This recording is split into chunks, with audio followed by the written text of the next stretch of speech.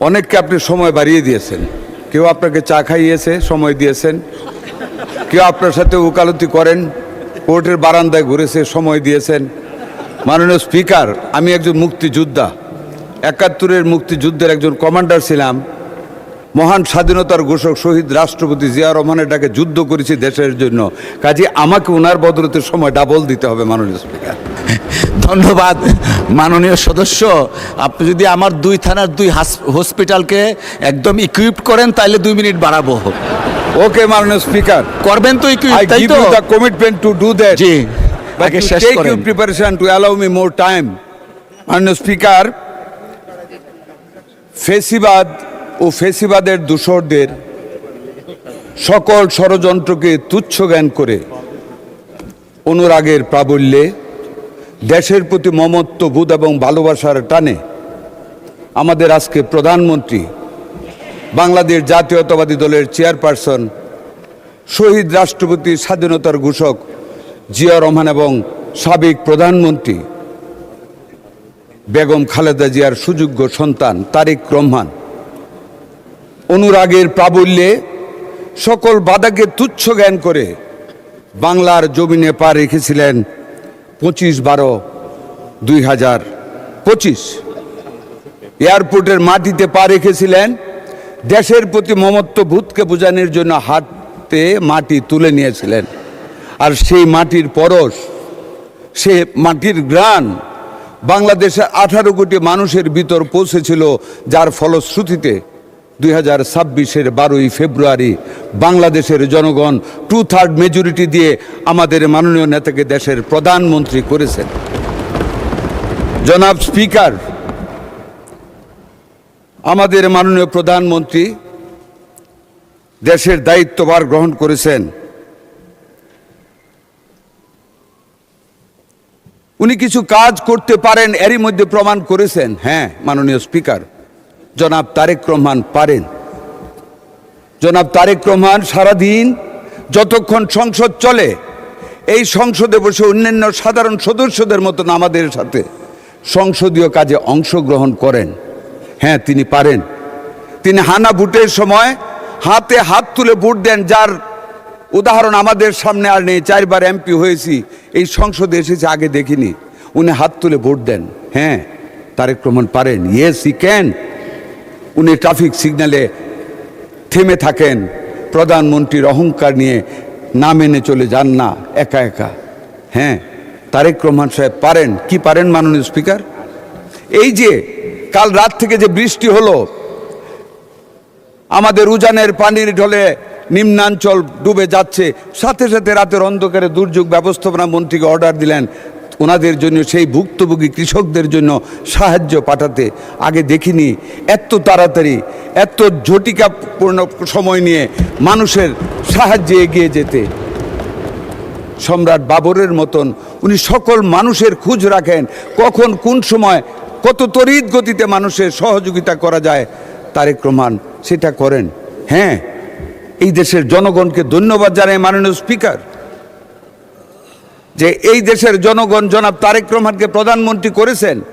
একটি নতুন ইতিহাস আমরা সংযোজিত করতে চাই ইতিহাসের সাথে। মাননীয় স্পিকার, এই পবিত্র সংসদের প্রসিডিংসে কিছু জিনিস আসা উচিত। মাননীয় স্পিকার, 16 তারিখে স্বাধীনতা পতাক অনুষ্ঠানে, এই মাসের এপ্রিলের উসমানী মিলনায়তনে আপনিও ছিলেন মাননীয় স্পিকার। কি ইতিহাস দেখলেন? স্বাধীনতার পতাক সেদিন কে পালেন মাননীয় স্পিকার? অনেকের সাথে কাকে দেয়া হলো? সংসদীয় গণতন্ত্রের প্রবক্তা, স্বৈরাচার বিরোধী আন্দোলনের পুরোধা, 3 বারের মাননীয় প্রধানমন্ত্রী বেগম খালেদা জিয়াকে বাংলাদেশের জনগণের পক্ষ থেকে স্বাধীনতা পদক মরণোত্তর পুরস্কার দেওয়া হলো। মাননীয় স্পিকার, কে দিলেন সে পুরস্কার? স্বাধীনতার ঘোষক বেগম খালেদা জিয়ার সন্তান, গর্বিত সন্তান তারেক রহমানের হাত থেকে বেগম খালেদা জিয়ার জন্য মরণোত্তর স্বাধীনতা পুরস্কার নিলেন। কে নিলেন মাননীয় স্পিকার? বেগম খালেদা জিয়ার সন্তানের হাত থেকে তারই নাতনি জায়মা রহমান দাদির জন্য পুরস্কার নিলেন। এ যে এক ইতিহাস বাংলাদেশের স্বাধীনতার ইতিহাসে, পূর্ববর্তী এবং পরবর্তী ইতিহাসে জিয়া পরিবারের যে অনবদ্য ইতিহাস সৃষ্টি হয়েছে, স্বাধীনতার ঘোষণা দিয়েছেন জিয়াউর রহমান। শুধু তাই না মাননীয় স্পিকার, আজকের এই বক্তব্যের শুরুতে অবনত মস্তকে শ্রদ্ধা জ্ঞাপন করি, মাগফিরাত কামনা করি আল্লাহর কাছে শহীদ রাষ্ট্রপতি জিয়াউর রহমানের জন্য, যিনি এদেশের স্বাধীনতার ঘোষণা দিয়েছিলেন। শুধু স্বাধীনতার ঘোষণা নয় মাননীয় স্পিকার, স্বাধীনতার ঘোষণা পরবর্তীতে যিনি 9টি মাস পাক হানাদার বাহিনীর বিরুদ্ধে জেট ফোর্সের কমান্ডিং অফিসার হিসাবে জেট ফোর্সের অধিনায়কত্ব করে বাংলাদেশের স্বাধীনতা যুদ্ধকে ত্বরান্বিত করেছিলেন মাননীয় স্পিকার। পরবর্তীতে ওখানে থেমে থাকেননি মাননীয় speaker. Yes, this family can do something special. কি করেছেন মাননীয় স্পিকার? 75-এর 7ই নভেম্বর জাতি যখন দিশাহারা হয়ে পড়েছিল, আইন শৃঙ্খলা পরিস্থিতি যখন ভেঙে গিয়েছিল, ক্যান্টনমেন্টের ভিতরে যখন সৈনিকদের মধ্যে বিশৃঙ্খলার সৃষ্টি হয়েছিল, যখন জিয়া রহমানকে গৃহবন্দী করে রাখা হয়েছিল, মাননীয় স্পিকার, বাংলাদেশের সিপাহী জনতা সেদিন জিয়া রহমানকে কাঁধে করে বাংলাদেশের আবার ক্ষমতার ভার দিয়েছিলেন চালানোর জন্য। হ্যাঁ, উনি চালিয়েছিলেন, ভালোভাবে চালিয়েছিলেন, এবং দেশকে বহুদলীয় গণতন্ত্রের সৃষ্টি পুনরায় উনিই করেছিলেন।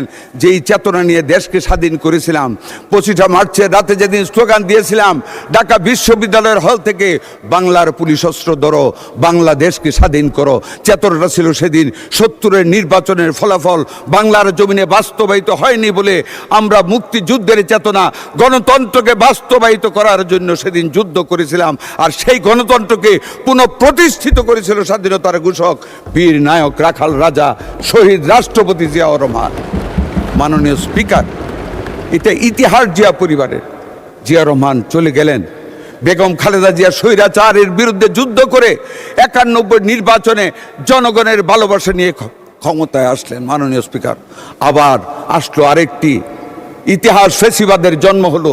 সেই ফেসিবাদের বিরুদ্ধে 13-14টি বছর, প্রায় 1.5 যুগ আজকের প্রধানমন্ত্রী আমাদের চেয়ারপারসন জনাব তারেক রহমানের নেতৃত্বে এদেশের মানুষ, মাননীয় স্পিকার, প্রস্তুতি নিয়েছিল ফেসিবাদকে দূর করার জন্য। আজকে কষ্ট পাই মাননীয় স্পিকার, যখন কেউ কেউ ডান দিক থেকে আপনার সেই জুলাই মুভমেন্টকে নিজেদের ভিতরে নিয়ে যেতে চায়, তাদের জন্য বলি ভূগোল থেকে একটু লেখাপড়া করতে। মাননীয় মন্ত্রী, আপনার সময় খুব সংক্ষিপ্ত, তারপরে 4 মিনিট দেয়া হলো, দয়া করে 4 মিনিটের মধ্যে শেষ করবেন। ধন্যবাদ। জি, ওই যে আমার এক বোন বক্তৃতা দিয়ে বলো এলাকার জন্য আরো 3 মিনিট, ওইটাও থাকবে। যাক, মাননীয় স্পিকার,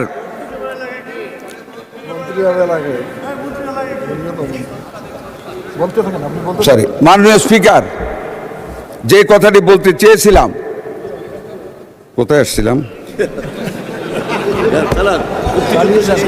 ভূগোলে মাননীয় স্পিকার, আগ্নেয়গিরির অগ্নুৎপাত যখন ঘটে, সেটা একদিনে ঘটে না।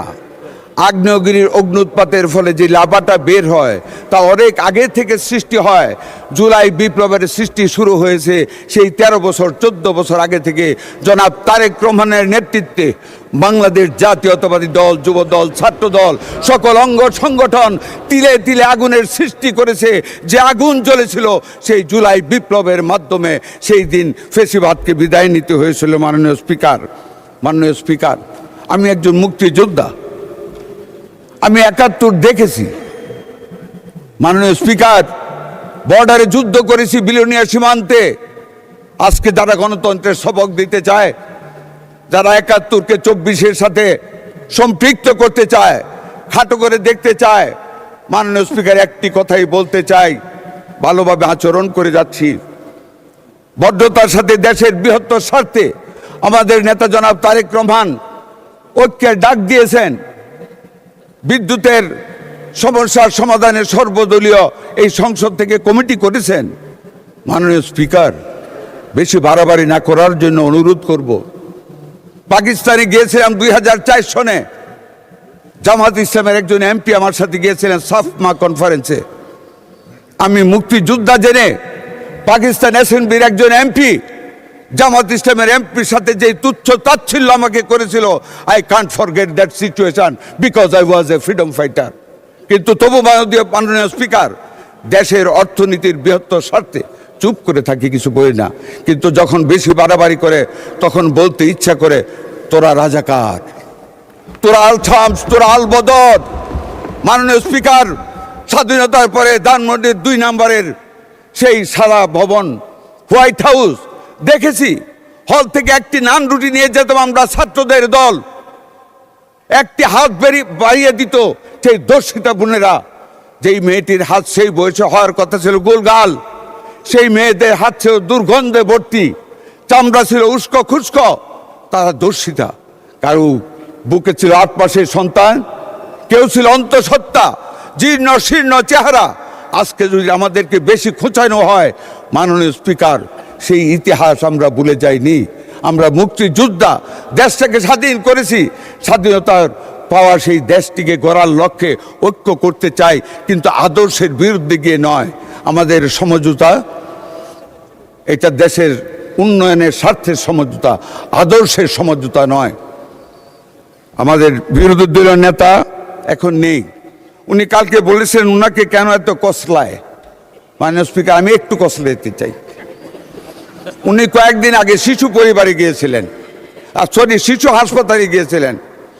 তো উনি যখন গেলেন, আমি বদ্ধতা স্বরূপ, উনি বিরোধী দলীয় নেতা, ওনাকে বললাম, মাননীয় বিরোধী দলের নেতা, আপনি তো গেলেন, আমাকে বললে তো আপনাকে রিসিভ করার ব্যবস্থা করতাম। কয় না না না, আপনার লোকজন ওইখানে মানুষ অনেক ইজ্জত করেছে। আমি কি জানলেন? খুবই ভালো ম্যানেজ করেছেন, রুগীরা বলেছে ভালো আছে, ট্রিটমেন্ট চলছে। আমি বলছি ধন্যবাদ। উনি তো একদিনও এই যে বিএনপি সরকারের নেতৃত্বে আমরা এত কষ্ট করে অতীতের সরকারের সকল ব্যর্থ,